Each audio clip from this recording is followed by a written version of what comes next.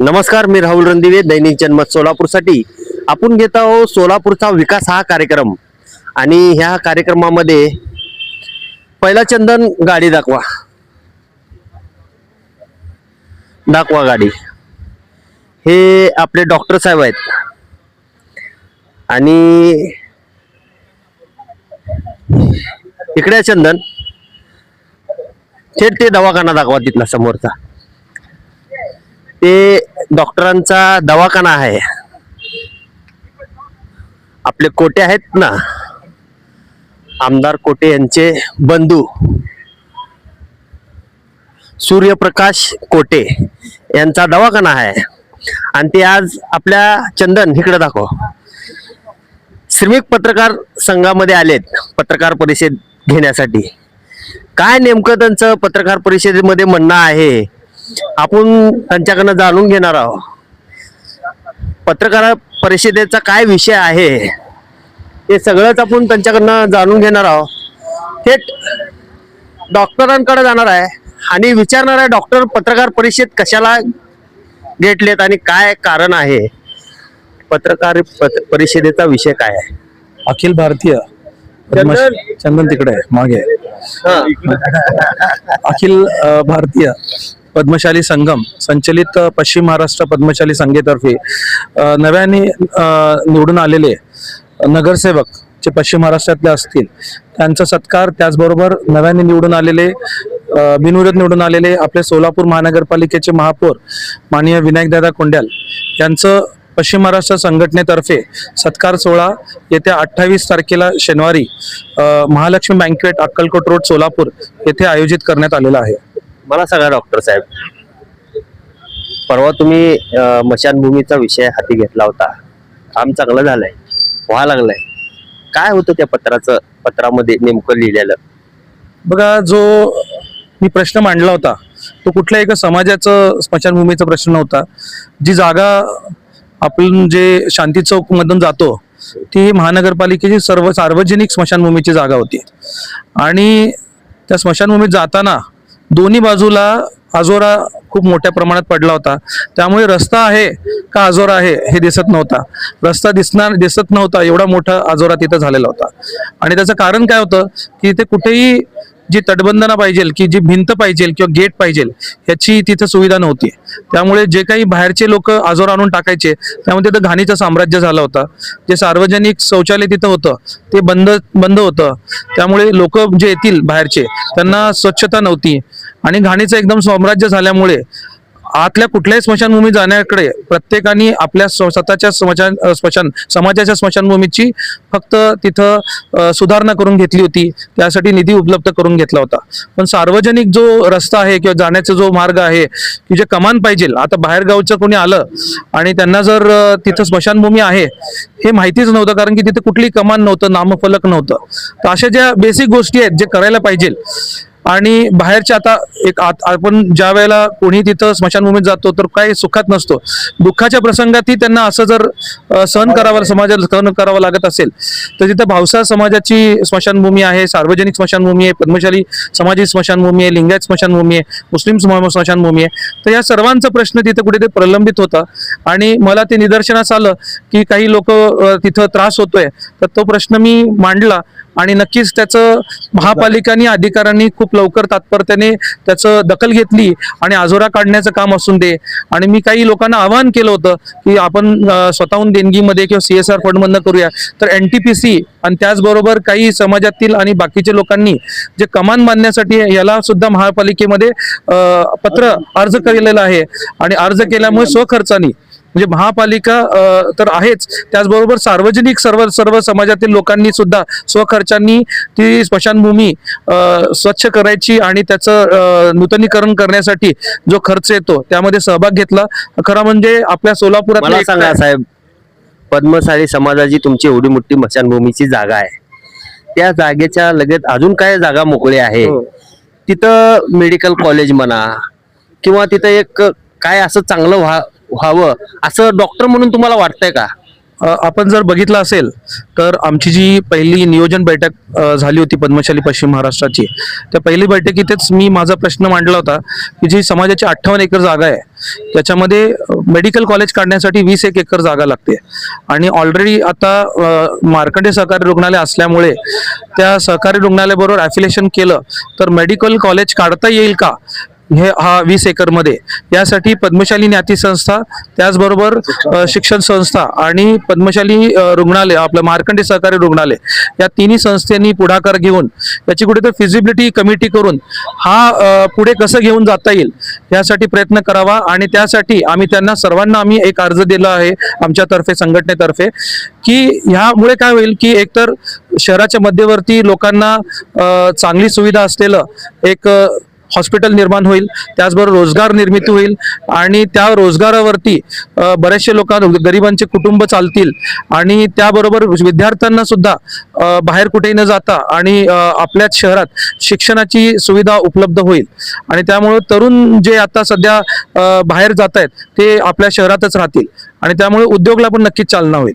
तर मला सांगा, सोलापूर शहर हे दवाखान्याचं हब म्हणून ओळखलं जात आहे आणि बाहेर गावावरून किंवा आसपासच्या कर्नाटक असेल, आंध्र असेल, इकडून बी लोक इकडे येतात आणि आपल्या सोलापूरकरांना मोफत सुविधा मिळावी आणि तेही पैसे ना घेता किंवा काही ना घेता, त्याच्यासाठी कुठले कुठले इथं दवाखाने असायला पाहिजे, कुठले कुठले उपचार व्हायला पाहिजे, कुठले कुठले ऑपरेशन व्हायला पाहिजे असं तुम्हाला वाटतंय?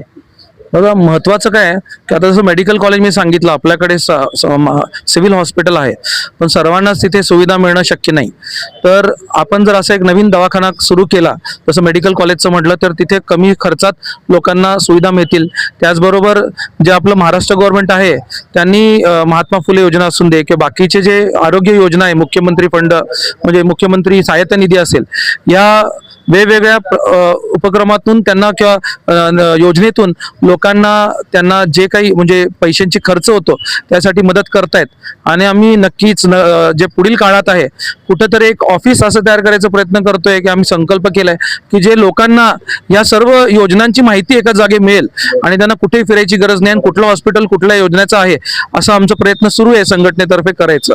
आणि नक्कीच सोलापूर हा ओळखला जातो, आजूबाजूला बरेचसे हॉस्पिटल आहेत पण सोलापूरला येण्याचं कारण की आपल्या डॉक्टर इथल्या असलेल्या डॉक्टरांवरती विश्वास आणि कमी खर्चात आणि योग्य उपचार होतो, त्यामुळे कुठेतरी मेडिकल हब म्हणून सोलापुरात नावरूपात आलेलं आहे आणि नक्कीच या डॉक्टरांची आणि आपल्या जी सुविधा आहे त्या ह्या गोष्टींमुळे नक्कीच पुढे घेऊन जाईल.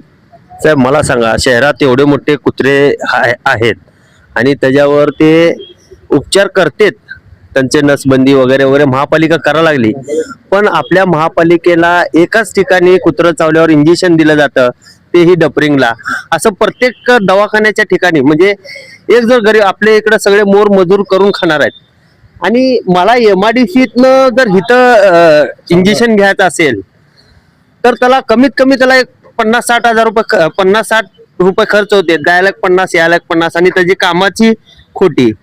मग ते प्रत्येक तुमच्या भागामध्ये असं व्हावं असं तुम्हाला वाटतंय का? नक्कीच व्हावं, कारण काय सध्या फक्त डफरीन आणि आपलं जो सोलापूर सिव्हिल हॉस्पिटल आहे तिथंच ती सुविधा अवेलेबल आहे. बाकी आहे मार्कंडे सहकारी रुग्णालय पण तिथं ते पेड आहे. तर गव्हर्नमेंटला आम्ही जर पुढील काळात आम्ही निवेदन देऊ की अशा ज्या रुग्ण असतील ज्यांना खूप जास्ती संख्येने नसतील पण त्यांच्या केंद्रात किंवा महापालिका हॉस्पिटलमध्ये देण्याची सुविधा करता येईल का याचा प्रयत्न करावा आणि ते नक्कीच आम्ही त्यांच्यासाठी आमच्याकडून एक निवेदन देऊया. कोणाला देणार निवेदन? महानगरपालिका नाही, महापौरांना तर देऊच आहे आणि जे काही आरोग्य अधिकारी आहेत आरोग्य अधिकाऱ्यांशी चर्चा करून त्यांना आम्ही हे निवेदन देऊया. मला सांगा साहेब, सूर्यप्रकाश कोटे हे राजकारणामध्ये येऊ शकतात? नाही, मी लहानपणापासून जन्मल्यापासून राजकारण बघितलंय घरात. माझ्या राजकारणात आहे काय आजचा नवीन माझा प्रवास नाहीये. माझे आजोबा स्वर्गीय विष्णुपंत तात्यासाहेब कोठे, स्वर्गीय महेश अण्णा कोठे, बंधू आता प्रथमेश असून दे की आमदार देवेंद्र कोठे, हे सर्व राजकीय क्षेत्रामध्ये आहेत. पण मला स्वतःहून सामाजिक कार्यामध्ये काम करण्यामध्ये आवडेल आणि माझी वाटचाली तशीच होती. डॉक्टर होऊन मी कुठल्याही मोठ्या हॉस्पिटलला पुण्यामध्ये किंवा इथे अटॅचमेंट घेऊ शकलो असतो, पण सोलापूरमध्ये आजही मी मागच्या 7 वर्षापासून फक्त प्रॅक्टिस करत नाहीये तर सामाजिक कार्य सुद्धा करतोय. 20,000हून जास्ती रुग्णांना मी हिपॅटायटिस बी ची लस देणं असून दे, हिपॅटायटिस बी टेस्ट असून दे, तपासणी असून दे, कावीळ तपासणी असून दे, ECG असून दे, की बाकीचे बरेचसे तपासणी आहेत हे मोफत करून देतोय. आणि 1-2 शिबिरावरती मी थांबलो नाही तर 15-20हून आधी शिबिर माझे सोलापूर शहरात झालेले आहेत. तर सामाजिक कार्यामध्ये जे काही मला करता येईल ते मी नक्कीच प्रयत्न करत राहीन. आमदार देवेंद्र कोटेने विधानसभेमध्ये एक विषय मांडला की जे दूषित पाणी येत आहे हो. त्यामुळं कॅन्सर इथल्या लोकांना जास्त प्रमाणात आहे. आहे मी काही दिवसांपूर्वी, आजही माझ्या स्टेटसच्या पोस्ट, व्हॉट्सअपच्या पोस्टवर टाकलं आहे की काही दिवसांपूर्वी मी हे मुद्दा उचलला होता आणि त्याची पोस्टही केली होती आणि सुराज्य दैनिकामध्ये ती छापून सुद्धा आली होती की सोलापूरमध्ये कॅन्सर रुग्ण जास्ती आढळतात. कारण की मी स्वतः डॉक्टर असल्यामुळे, बाकी शहरामध्ये पण प्रमाण आहे पण काही सोलापूर हा आपला कर्नाटक आणि सोलापूर बॉर्डर असल्यामुळे आणि इथं उस्मानाबाद किंवा बाकीच्याही धाराशिव किंवा कर्नाटक आणि सोलापूर या तिन्ही भागातनं रुग्ण येत असल्यामुळे या तिन्ही भागामध्ये कॅन्सरचे रुग्ण जास्ती आहेत. आता हा पाण्याने होतो का तो खाण्यापिण्याच्या संबंधित आहे याचं संशोधन करणं जी तज्ञ टीम आहे त्यांनी तपासणी करावं पाण्याचे सॅम्पल्स घेऊन आणि त्याच्यामध्ये जे काही मेटल्स मी टाकलेत जसं लीड असतील, कार्डियम असतील, बाकी जे काही कॅन्सर होणारे जे मेटल्स असतील त्याची तपासणी करावं आणि दूध का दूध पाणी का पाणी होऊन जाईल त्याच्यामध्ये की होतं का नाही होत त्याच्यामध्ये. मला सांगा साहेब, आज पत्रकार परिषदेमध्ये एक विषय काढला तुम्ही दारू आणि इथल्या अवैध ह्याच्यावर. जे बाटली मधली इकली जाते ते शासन मान्यता असते, ते रस्त्यावर कुठं मिळत नाही. नेमकं तुमचा कुठल्या दारूला विरोध आहे? माझं सर्वच दारूंना विरोध आहे. कारण की दारू एक पोटाचा विकार तज्ञ किंवा लिव्हरचा तज्ञ म्हणून कुठली दारू पिणं आरोग्यासाठी हानिकारक आहे. कारण की त्यांना लिव्हर सिरोसिस नावाचे गंभीर आजार होतो. आणि आजही मी सोलापुरात बरेचसे तरुण वर्ग बघतो की जे दारूच्या आहारी जाऊन त्यांचं लिव्हर खराब करून खूप कमी वयात ते मृत्युमुखी पडतायत. आणि कुठेतरी आपल्या शहरासाठी भूषणीय नाहीये की आपल्याकडे आता आपण मध्ये बघितलं असेल की मोठे ड्रग्ज रॅकेट सुद्धा आपल्याकडे उघडकीस आलेत. आणि कालच आपण बघितलं असेल की जेलमधून एक ड्रग्ज रॅकेट ऑपरेट होत होता अशी बातमी मी पेपरमध्ये वाचली आहे.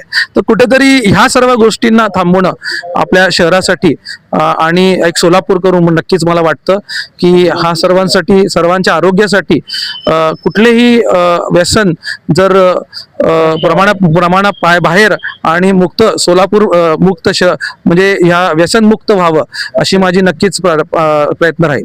मला सांगा डॉक्टर साहेब, ड्रग्स हे कोण विकलं जात आहे सोलापूरमध्ये? नाही, मलाही माहिती तुम्हाला मी कोण वाटतंय? बघा, कोणी जरी वाटत असेल तर मला काय वाटतं की हे आपल्याला थांबवणं गरजेचं आहे. कारण की आपण पंजाब किंवा इथं ज्या भागात बघतो की ज्यामुळे तरुण पिढी बिघडते आणि आपल्याकडे ऑलरेडी रोजगाराची संधी तरुणांना तेवढी म्हणावं तेवढी मिळत नाही आणि तरुण त्या फ्रस्ट्रेटेड कंडिशनमध्ये अशा कुठल्या तर मार्गी लागला तर तो फक्त तरुणच बिघडत नाही तर त्याचं अख्खं कुटुंब या सर्व गोष्टींमुळे त्रासला जातो. आणि कुटुंब बिघडलं की त्याचं आधारस्तंभ जर गेला तर तो पूर्ण कुटुंब कुठेतरी पुरासा प्रॉब्लेम येतो त्यांना. तर त्यामुळे ह्या कोणी करत असेल तर ते थांबवण्या शासनाने किंवा पोलीस कमिशनरनी आपल्या जे काही प्रशासनाने ते करावं, प्रयत्न करावं एवढं मी विनंती करतोय. लक्षात असू दे, डॉक्टर साहेबांनी काय सांगितलंय की जिथंही सोलापूर जिल्ह्यामध्ये ड्रग्स विकला जाईल त्यांची काय खैर नाही. डॉक्टर साहेबाचा विरोध आहे एवढं लक्षात असू दे.